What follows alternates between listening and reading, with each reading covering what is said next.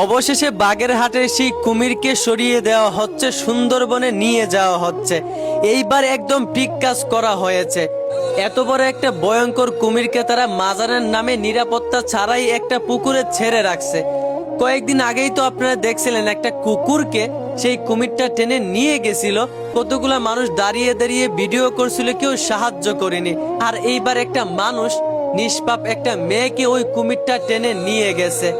মঙ্গলবারে মেয়েটাকে উদ্ধার করা হলেও আফসোস, মেয়েটা আর দুনিয়ার আলো দেখতে পারে নাই। এর দায় এখন কে নিবে?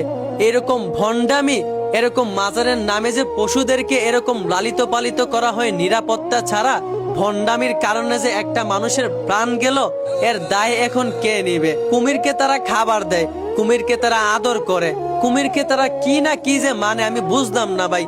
বন্ডের দল, তোদের জন্যই সমাজটা নষ্ট হচ্ছে। আরে বেটা, কুমির আবার পীর আউলিয়া কেমনে হয় শালা? বন্ডের দল।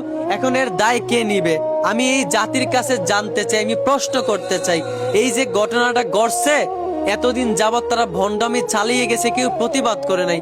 এখন যে ঘটনাটা ঘটছে, এর দায় কে নিবে? আমার প্রশ্নের সাথে একমত হলে অবশ্যই কমেন্টে জানাবেন। ধন্যবাদ।